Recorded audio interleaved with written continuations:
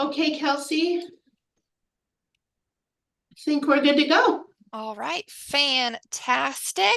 I almost said good morning, and it's not that. Good evening, everyone. Welcome Okay, to Kelsey. this. What? Oh, I'm sorry, we're good to go. Just All one right, moment. fantastic. I almost said good morning, and it's not that. Good evening, everyone. Welcome to this. What? There we go. Kelsey, I apologize. That's the Oh, the YouTube. that's why I always say hang on while I pause it. And I thought I had paused it. So that's why I said you were good to go, because I thought I got the click, but apparently I missed it. So that's what I mean about eventually the audio will give us some grief. We're paused now, so you can continue, and I'm sorry for the interruption. Oh my gosh, don't even worry about it. That's funny. All right, so welcome to the LGBTQIA plus Intersectional Rights Task Force meeting. We have a small group with us, but we're going to start off with introductions. I will start. My name is Kelsey. I use she, her pronouns. I am the chair of this task force and a member of the Human Rights Commission, and I live in Ward 4, and I'm going to pass it over to Robert. Hello, everybody. My name is Robert Marshall. I am a member of the Human Rights Commission. I am also a member of this task force, and I will pass it off to Gretchen. Good evening, Gretchen Bennett, she, her pronouns, and the staff liaison to the task force. Fantastic. Glad to have y'all here. So we have a short agenda, but I think a decent discussion item on here. So we'll start with public comment. Have we received any public comments? None received. Okay, awesome. Are there any public comments in this space? None. Okay, great. We cannot approve of the minutes because we do not have quorum. So that actually just leads us into our kind of discussion. Main point this evening is our project on reporting hate and bias, kind of addressing those barriers that prevent folks specifically in the LGBTQIA plus population from reporting hate crimes and biases.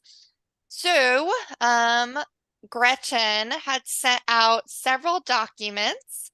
Are two of them from the professor? Yes. Okay, perfect. Robert, did you have a chance to look at them?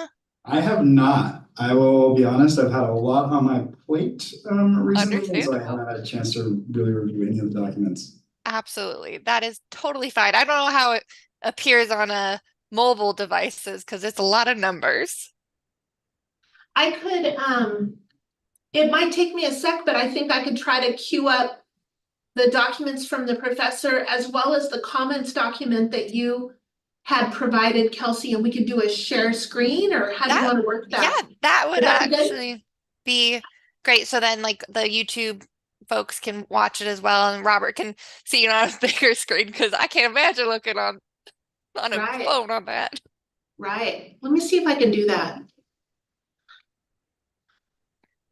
So basically what was done is polling data from folks who said, yes, I identify as a member of the LGBTQIA plus community in regards to sexual or romantic orientation. So this is those responses.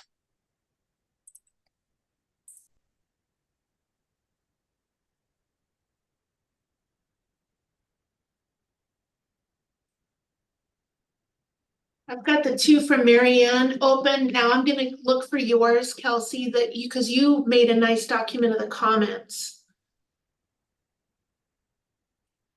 I'm trying to think. That one I may not be able to get from this computer. Do you happen to have that, Kelsey? Yes, Accessible I to you? do. I think I can allow you to share your screen if Okay, cool. I just need to do that allowance real quick. Okay. Okay, where do you want to start? Would you prefer with your comments document or with the professor's survey document? Robert, Do you prefer qualitative or quantitative? I think I'd prefer to read through to review the numbers first, and then we Okay. can go in and kind of review the comments from there. All right. So we'll start with the professors. Great, there's 2 documents. Let's see, so for example, I'm gonna be careful about scrolling too quickly. I know that can be uncomfortable. So we'll be There's- focusing on D and E.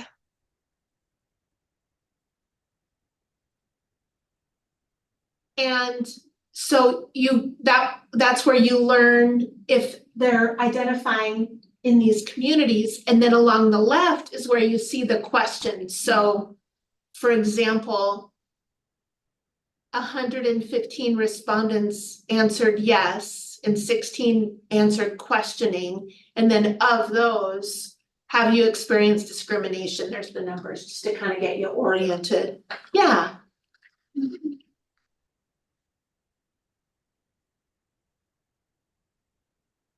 And holler if you want me to scroll down.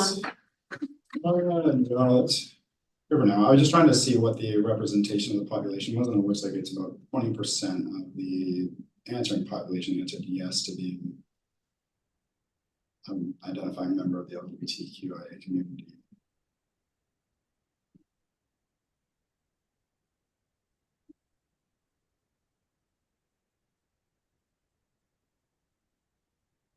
Question on the age. 8.0. Yes, what is that?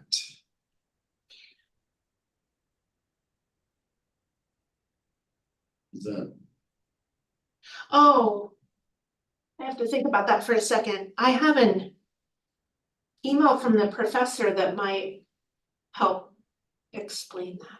I'm sorry to not be ready to answer that question. I think that means from the 115 that said yes, I identify as a member, that 8 of them said that they have witnessed types of discrimination you have experienced. Yeah, I guess that makes sense. I wasn't reading the question on the left-hand side. In the past 12 months, which types of discrimination have you experienced? I think it's that you've experienced, not you've witnessed. I think. Let me look at my document. Scrolling down here a second, so we can see The lower, you want to take the con? Yeah, you come take the con. That you have There you personally go. experienced. I'll just zoom out so we can see more of this. Oh, of course, please.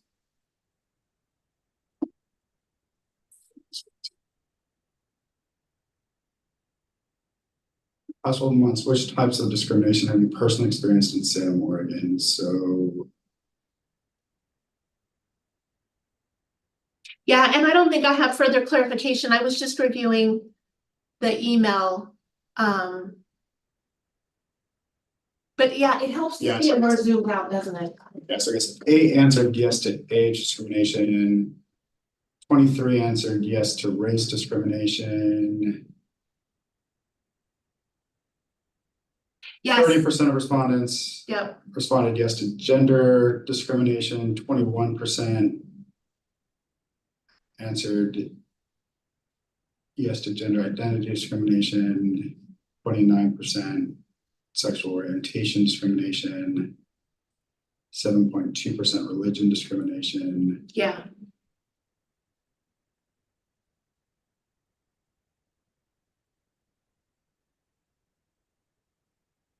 Seventeen point 4% of LGBTQ respondents, 40%.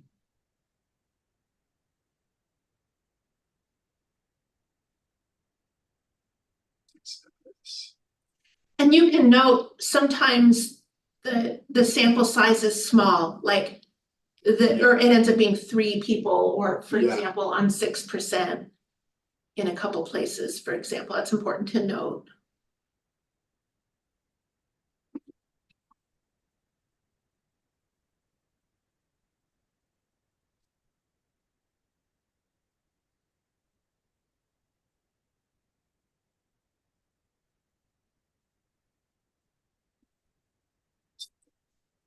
age of our respondents.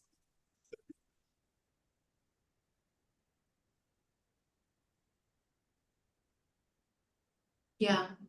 Kelsey, are you hearing us okay? I just want to double check. Yes, yes, I am. Thank you. Good.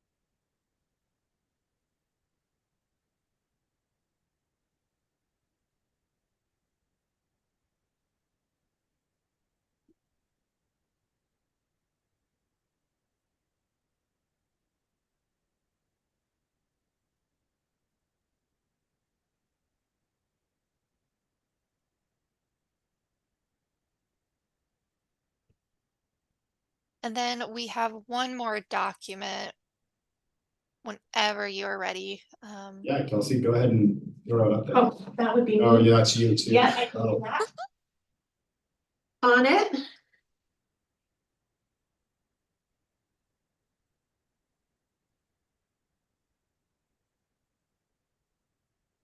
Which one did I already share? Let's see if it's this one. We didn't see this one yet? Correct. Correct. Okay, I'm gonna go up to the top. Everybody watch. Hold on for scrolling.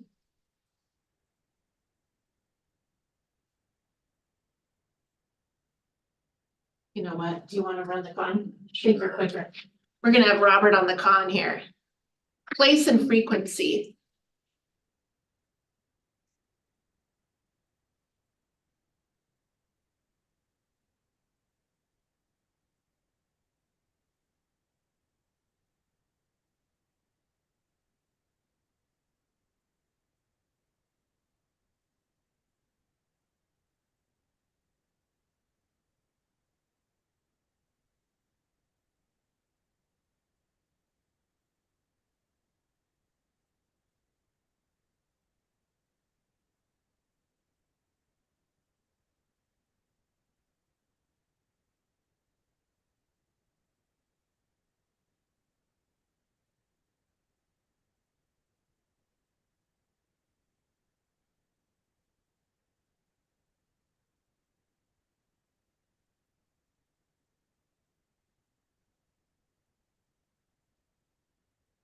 Quick note for those who might be listening in on YouTube, we're taking a moment to read and review the a cut of the survey responses from our recent community belonging survey that was done in conjunction with Western Oregon University. This is a kind of a subset of the data. The task force had asked for information specific to LGBTQIA plus communities responses within the survey, and we're taking a moment to think about that. Generally, we're working on a broader question of how to remove or address barriers that might be in the way of people within these communities reporting hate, bias, or discrimination. And as part of that, we're wanting to understand our survey data a little bit better. So for those of you who might be tuning in, that's what's underway right now. And so we're taking a minute to read and review the data.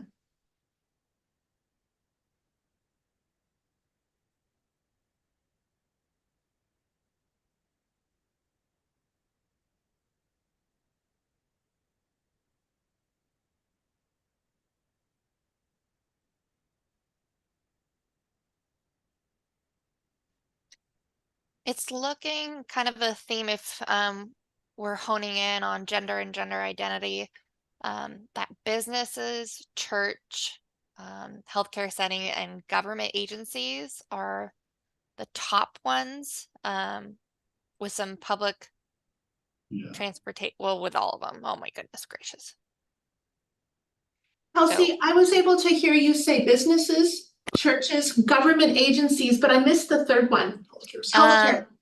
Yes, healthcare setting. So it looks like almost 79% said business, 43% said church, almost 79% said government agency, 43% said healthcare setting, 43% said public transportation.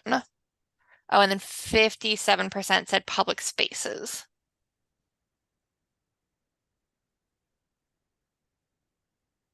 So I think it's our sphere of influence, thinking of like specifically like working with organizations, like brick and mortar buildings or places, businesses, churches, government, and healthcare are the top ones. Copy that. And then with sexual orientation, it looks like businesses, healthcare, and work are all above 40.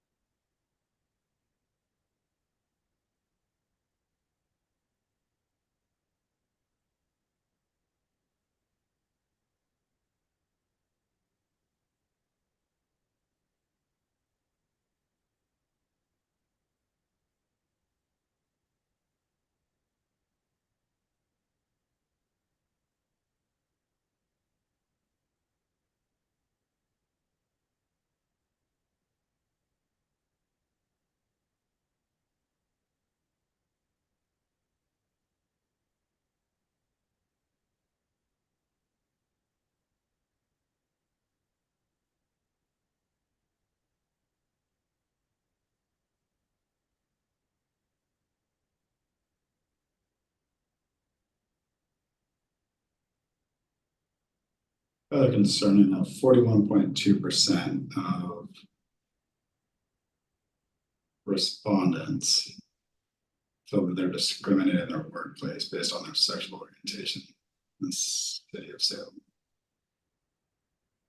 It's kind of concerning too that 41.2%, I think, feel like they're discriminated in a healthcare setting.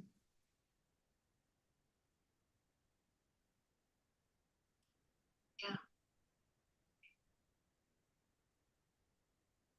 On the flip side, though, it looks like our schools are doing still Yeah. two's more than zero, but I mean, it's so nice to see that our educational institutions, though, are also doing a much better job at combating discrimination. We did have we had 0 participants, 17 and younger, answer yes to the LGBTQ question. So I have a feeling most of the respondents answering are college students.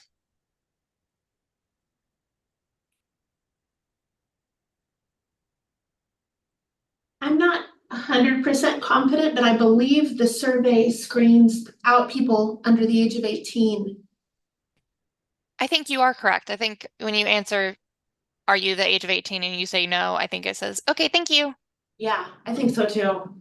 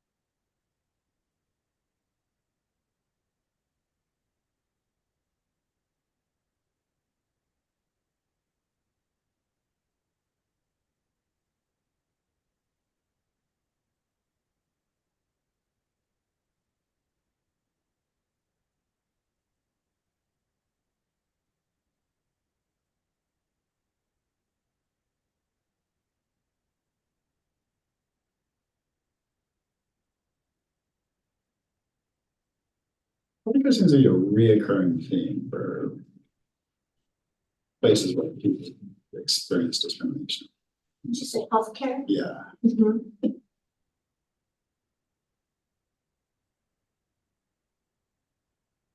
There may Which be is- some allies in that space, like that, what do you call it? The,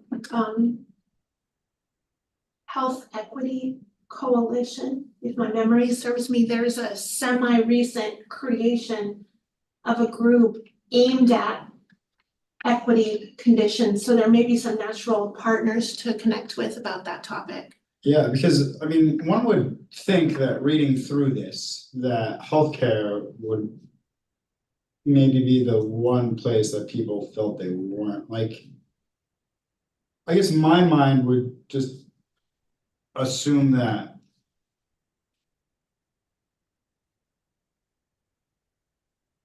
healthcare would be the least likely place that you would expect somebody to be discriminated against, right? Like, I mean, they, healthcare professionals kind of have that, obligation, and they take that oath to treat others and serve others, that you wouldn't necessarily expect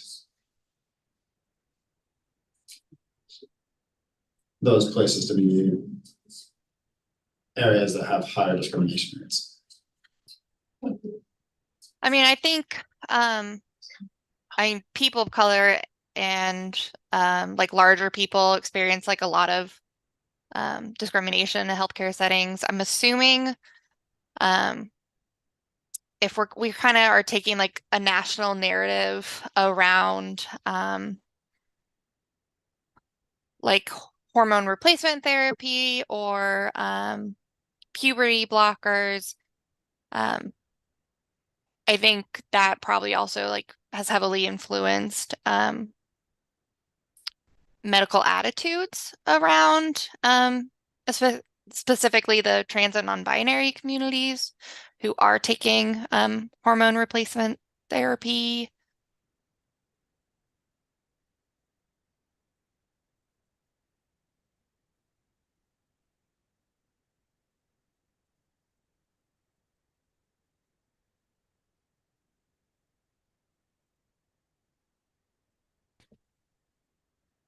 So I wrote down kind of like the top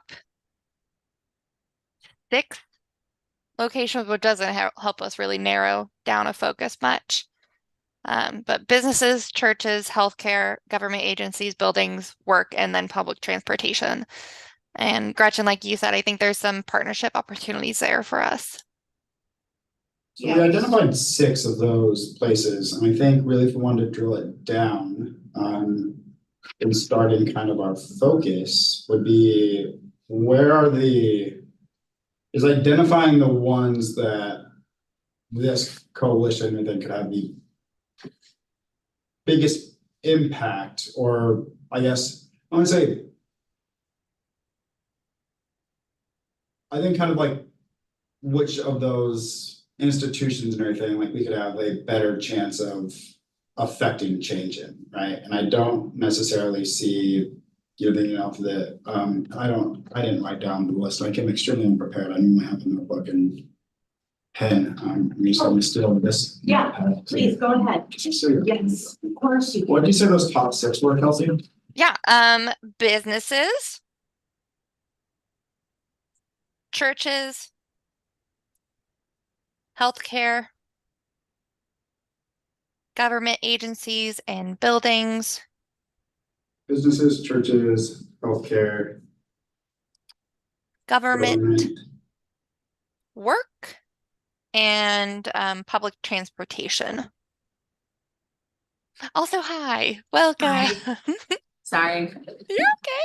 I'm either really earlier in the wrong place, so. No, you're great. This is Kate's here for the next committee, and I welcomed her in if she Yeah. wouldn't mind to join us for this too. Please. And for those of you tuning in on YouTube who may have turned in late, and for Kate, we're in the midst of discussing the community belonging surveys drill in specifically to data by respondents within our LGBTQIA communities. And we're aiming at trying to locate opportunities for reducing we're eliminating barriers to reporting hate and bias. So that's kind of the quick and dirty what we're up to. So So Robert was just thinking about. So our items, or our agenda topic is for eliminating barriers to reporting hate bias, which necessarily won't translate anything into any of these specific where people are experiencing hate and bias. Like that's kind of addressing how we can eliminate hate and bias being experienced in these settings is completely different, I think, in my opinion, than reducing barriers to reporting hate and bias within the LGBTQ community. Like we're looking at how do we eliminate barriers to LGBTQIA plus members reporting hate and bias, and I guess participating in the survey and everything. I think really anything we gravitate towards, one, where are we allowing people to report hate and bias, and primarily the way of reporting that is through the mayor and city manager's office, which would then primarily make government our primary focus. If the primary way for people to report hate and bias is at a government building, but then government also ranks within the top places that people are experiencing discrimination, then we would want to essentially focus on how do we change and how do we fix discrimination from occurring in government buildings. Because if we can address that, then naturally, in a perfect world, then we would increase the amount of people that felt comfortable reporting those, because they wouldn't have felt that they're being discriminated in the government setting. So yeah, essentially kind of what's happening is that people aren't reporting hate and bias. Members of the LGBTQIA plus community aren't reporting hate and bias because they feel that they're also being discriminated whenever they go to a government building.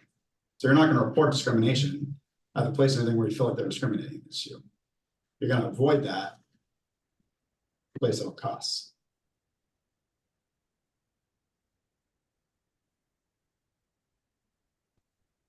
Yep.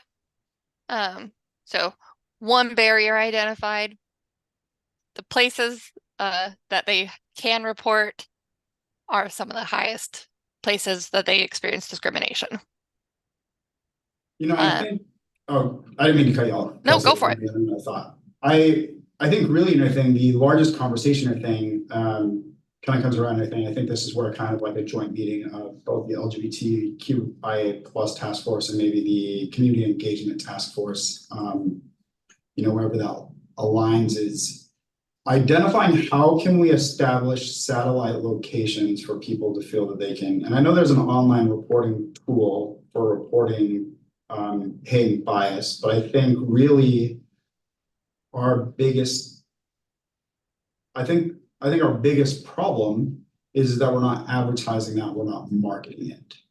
And I think, the best way that we can go about it and increasing people, let me backtrack. The best way to reduce the barriers, I think, in reporting is by making it known that you don't have to report in person and the ways that people can do it. And I naturally think that, looking at this and then looking at the other respondents is working with our community-based organizations and offering training to employees and, social workers and advocates at those CBOs, so that when they're working one-on-one with individuals and they're hearing these stories, they can then navigate that individual and into filling that form out online. And I think if we wanted to kind of tackle the reduction in barriers, I think it's that we, primarily, we push that there is that remote online reporting aspect of it, but that we're training and that we're working with our CBOs and everything that work with these targeted populations, whether it be the LGBTQIA community, whether or not it be, our immigrant communities, whether or not be our houseless communities, and that we're working with them specifically and letting them know, hey, it is important for the city of Salem to collect this data. So as you hear these stories from individuals that they're experiencing discrimination, we encourage you to work with that individual and everything in filling out this form. And we provide training on how to fill out that form. It could be something that's, easily done or anything by either taking the presentation or anything to, monthly staff meetings that those organizations might have, maybe even just, I would say like, even if it's just, like a simple how-to guide, right? That just kind of gives like a step-by-step with a couple, infographics. But I think that's really, for me, that's how I see us really being able to reduce the barriers is by increasing the accessibility to reporting. And the platforms are there. I just don't think the education is there. Robert, when you say training, I'm hearing training on like how to fill out the form. Were you also saying training like inclusivity training as well?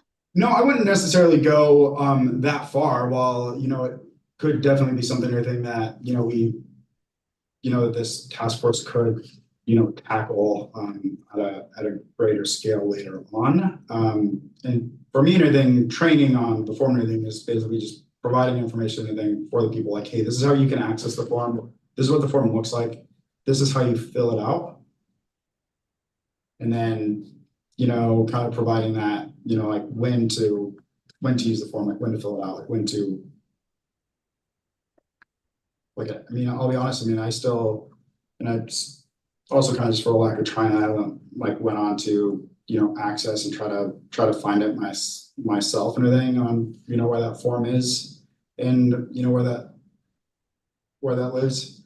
But another thing we could do too, and everything in terms of this training is if we created a flyer or, an infographic, like steps on how to fill out the form or when to do it, like, hey, if you feel like you're being discriminated against, like based off of the XYZ, please let us know. And then we could have a QR code and everything that then directly takes somebody directly to the thing, or creating short URLs that link directly to it. But if we just tell somebody to visit the cityofsalem.net webpage, they're going to get there, they're going to get overwhelmed, and they're just going to say, well, never mind. But like I was in the lobby of the Salem Police Department. One thing that I thought was really cool about the Salem Police Department is they started using short URLs for everything. Like they just started using bit.ly.urls, and it just makes it extremely short. So then when you're having to type it in manually into your computer web browser, you're not having to type out, all those ridiculous letters and characters. And then if we included a QR code, we then made it easy for somebody to, fill it out on their phone. And, depending on how that form looks, it might already be, pretty mobile friendly. And if it's not already mobile friendly, I know that Survey 123, which is a tool within ArcGIS, and the city uses it quite a bit for various other data collection on things, has a really good like mobile platform to it as well. And so I think kind of also just exploring how easy is it for the form to be filled out mobile? How can we make it easier to be filled out on mobile phone? And then how do we educate our CEOs on when to use the form, how to use the form? So a couple of things. One, we kind of already have a poster and then little like business cards made that we can definitely like add to that like take people to our page. And then we can kind of add more information on like if you've experienced discrimination. I think so. Kind of some personal experience. So I previously worked as a confidential advocate for a university, and students could anonymously report violence to me. And from my experience, students would not report to me until they trusted me and trusted me to not kind of do more harm to them. So I think I don't know how much promotion would make much of a difference if they believe that their report will be taken or given to people who are still going to discriminate against them. So I think I would be interested in looking into some sort of additional training that specifically like government agencies not have to, but can opt into taking to be better support to the community.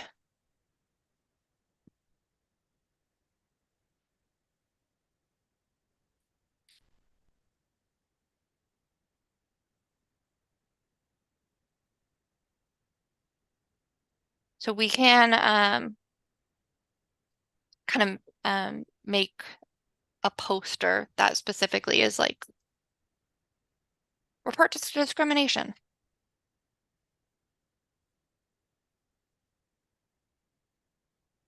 Mal, do like say things?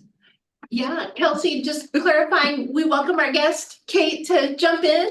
Yeah.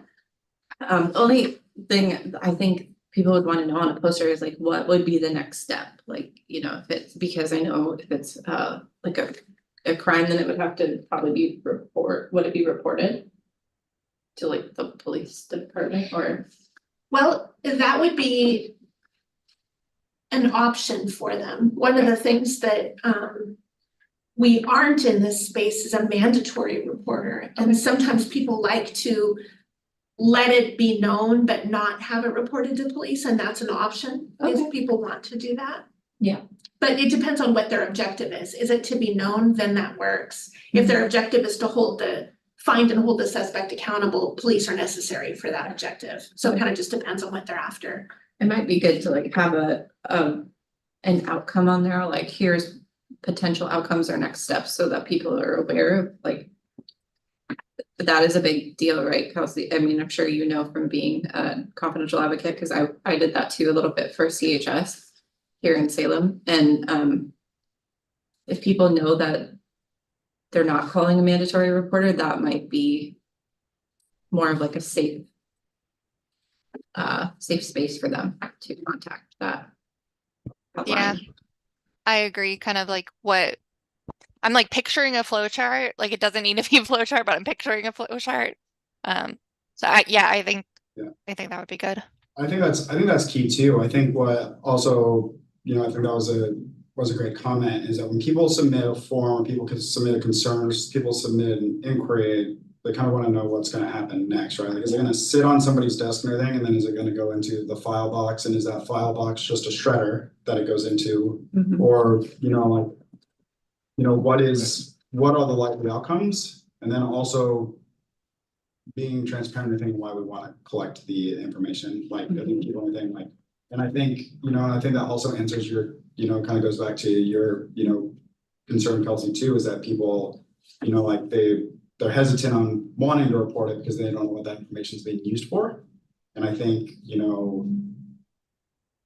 letting people know everything that, hey, this information and everything, like it isn't shared wide, like all the personal information and things taken out of it. I actually just went through and I was looking at my phone, and for those that were maybe viewing this, I was submitting a survey, like a test survey from my phone real quick, just to see how kind of easy it was and to kind of view the kind of questions on there. And it's only around 7 questions, I believe, is something I counted. And then it doesn't require the personal information or thing to be attached to it. So you can report anonymously. And I think just kind of also being upfront with that as well is that people can report these things. They don't necessarily have to, list their information. And that, people can remain anonymous. I think the only thing that I could see that might help is even if we just change the format of it and everything, that at the very beginning, we let people kind of opt to like, hey, would you like to remain anonymous? Like, would you like this to be an anonymous complaint, or, would you like us to follow up? And if we put that information, because the survey doesn't ask for contact information for follow-up until the very end. And so I think people start looking at that and they're like, this is kind of weird. And I think if we just allowed at the beginning hey, do you want this to be anonymous? Yes, cool, then we don't navigate to a follow-up screen at all. Would you like to be contacted for a follow-up? We can collect that follow-up information and then kind of launch into kind of the questions on, the date, when did it happen? Concerns around that. And I think I know for me or anything, if I look at a form or anything, like if I wanted to submit anonymous and I don't see anywhere anything that says anything whether or not I can indicate right away that I can submit it anonymously, then I will. Because my intention is that I can provide this information, but then there's no way that can come back to me. And I think another thing too that we have to get better at as well is because the survey is through the city of Salem, and people are kind of used to government entities and government organizations needing to collect that information. And people automatically thinking that reports of hate and bias are automatically criminally linked. So then they think that, okay, well, I have to list all this information, it's going to get drawn out into long criminal proceedings. And not to get off topic, but then that would also kind of go hand in hand with kind of our migrant population or thing, and their fears for wanting to do it is not wanting to put their personal information in the hands of government. So I think if we could find a way to communicate more with people, and I think they can remain anonymous, have that option where they indicate that in the beginning of the survey. I always try to survey, but the report, the form, they can indicate that above, and then so just educate and let people know that, hey, it doesn't necessarily, just because you're filling this out, I think doesn't, we're not giving it to the cops. We're not taking legal action on your behalf. It's really just a fact finding and information gathering so that we can continue to make Salem a better place. I think that's a brilliant idea. Yeah, I really like that idea. Because I think looking at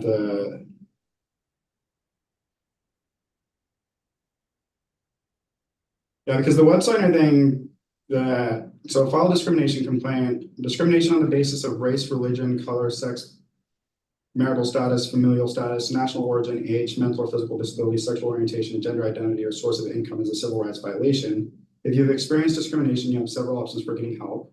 You can contact the coordinator to discuss your concerns, file a complaint if the discrimination was on the basis of race, color, or national origin and involved the city employee, and has the forms for that. And then use the form below if you experience discrimination anywhere within the city of Salem on the basis of race, religion, color, sex, marital status, familial status, national origin, age, mental or physical disability, sexual orientation, gender identity, or source of income. But then nowhere on that page does it list the things that we were just talking about on, what happens after you fill out the form, why are we collecting the information, and that you can do this anonymously. And I think if we changed our web page just a little bit, and then we address some of the other concerns that we were talking about before on how can we work with our government employees to reduce discrimination when people visit these areas. And then we work with and provide more education on how to find and fill out the form. Do you know if it allows you to fill it out for other people? Yeah, so it Yeah, because it asks, I believe, and we didn't write down the questions, and somebody submitted a testimony, then didn't actually take notes on what the questions were asking. But I believe in everything it asked whether or not it was witnessed or experienced. Oh, okay. Gretchen might be able to answer more to it. Can you fill this out, I think, based off of witnessing? I guess that's another thing too that we could add to it as well, if it's not clear already, is that if people witness this, it's also another option for collecting secondhand information. Yeah. Because some people, I think, witness discrimination, would like to report it, but if people feel that you can only report it if you're the one experiencing it. Yeah, I think that's interesting though, because some people might not feel comfortable, like you were saying, even vulnerable populations might not feel comfortable coming forward, but someone who's an ally might want to, might feel comfortable reporting it, and at least for the data collection part, right? Or anonymously, somebody else may, so. That's a great point, and I think the form is silent on that. Yeah. And I just had an experience last week where a person at a community-based organization called and said, hey, I encouraged this person to call you, but I also got permission. I wanted to make sure you knew about XYZ. So just that kind of situation. Yeah. I can't go back through and start reading the questions without sending Gretchen another test complaint, but I don't know if they're, I don't. and if not blame you. anything, you know, like, that could be something that's added in there is, you know, just asking also, you know, like, hey, do you want to report this or anything anonymously, or do you wish to be contacted for follow-up? And then we could have, you know, kind of the question after that, and I think, like, are you reporting something that was experienced, or are you reporting something that you witnessed? Mhm.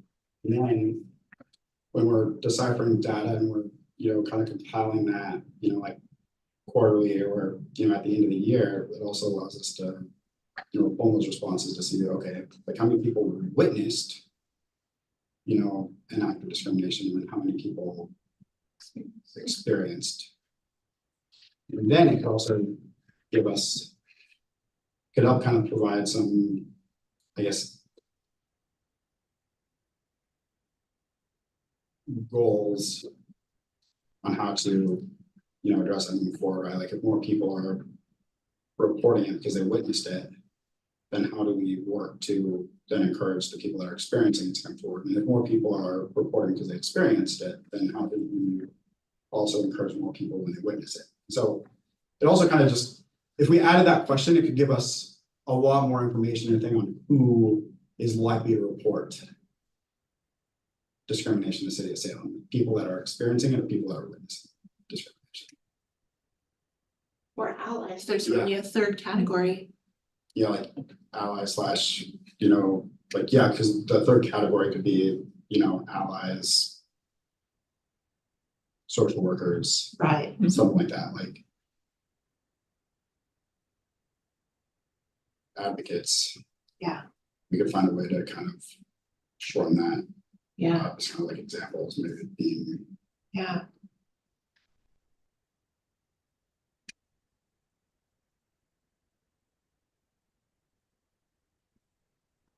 We only have a couple minutes. Do we want to take a quick look at the qualitative responses?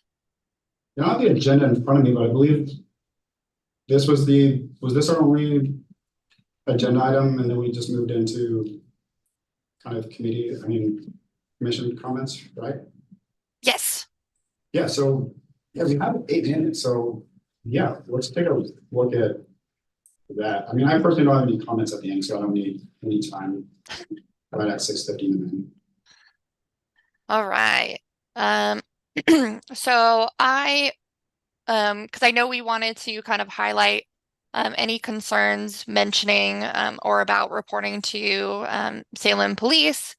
So I kind of pulled those out and then pulled out any comments that mentioned like gender identity, sexual orientation, LGBTQ plus. So some comments mentioning Salem police were unclear about how LGBTQ inclusive they are. Gender bias is not taken seriously. Someone mentioned that they feel like it would be the luck of the draw if they got kind of an ally who would treat their girlfriend with respect. They feel like the police are not there to serve people of their background or sexual identity. Let's see. Seeing people of variety of sexual orientations or those who identify as a different gender use certain pronouns to see it happening all the time. They mentioned their church specifically. There was a mention about discrimination in public schools, book banning, demonizing trans kids. Oh, that was 2 comments, so I'll delete that. Someone said that they are an out lesbian and they feel welcome. So this wasn't just the negative comments. They talked about the walkout and specifically mentioned the misogynistic and anti-LGBTQ bills, public school board of elections. There were several people who mentioned kind of the history of racism, white supremacy, specifically in Salem.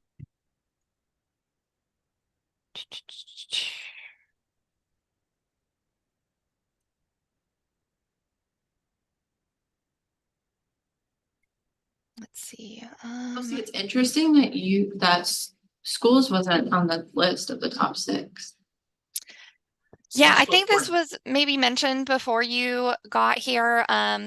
When people take the survey, if they answer no to are you 18 or younger or 18 or older, then the survey will say thank you, but you can't fill out the survey.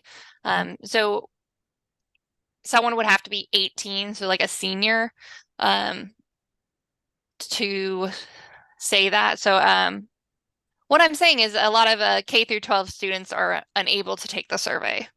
These comments could also be made by parents of students in, the Salem Kaiser School District as well. Absolutely. There's a lot of that here though in the qualitative, but Yeah. Oh, I forgot to mention that someone has specifically mentioned, okay.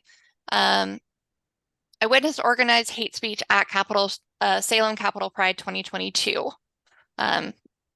So it seems like they went to an event or space that was meant to be welcoming, and there was kind of some anti demonstrations there.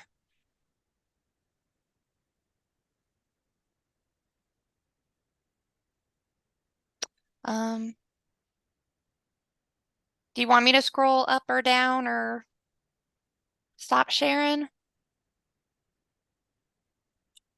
I think what would be a good discussion topic for next month's meeting, you kind of discussed a little bit how we can remove or reduce barriers to reporting it. But looking at that survey, we identified, kind of a theme of the top 6 places in which people are likely to feel discriminated against. And I think a good follow-up discussion topic, I think, would be how can we work with these, like which of these institutions and everything do the Human Rights Commission and everything feel like has the biggest influence over?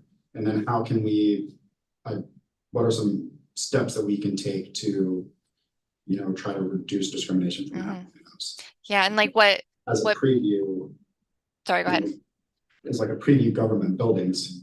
Like we have kind of a direct ear to the city council. Like if we wanted to, it'd be pretty easy for us to get some agenda time at a city council meeting, to discuss that. And so I think just identifying where we think, the biggest impact and how we can start reducing some of those discrimination barriers. And then what allies we can form to help us influence those. Yeah, and I think you mentioned allies, like what either established partnerships or potential partnerships, like for churches, there's a list of affirming churches. Like can we reach out to them? Yeah, what relationships can we leverage? I think that would be a really great next discussion. And I think if we tackle both of those, simultaneously, I think working both of those distinct angles, I think is important, right? Because we can't reduce barriers to reporting discrimination. I think if people still feel like some of these larger institutions where you kind of have that assumed sense of safety, so to speak, like you're not going to feel comfortable reporting. I think if you feel like those entities that are kind of there to protect you aren't safe for you. And so kind of lost my train of thought there, but I think we need to kind of address both of these hand in hand, right? Like how can we reduce the barriers to reporting, but then how can we also make sure that some of these places where people and everything have an inherent right to feel safe are actually safe for our LGBTQIA population. Agreed. Well, on that note, we have 1 minute left. I think that was a brilliant way to end. I'm very excited. We got lots of things to do. Also, hi everyone. Hi, Kelsey.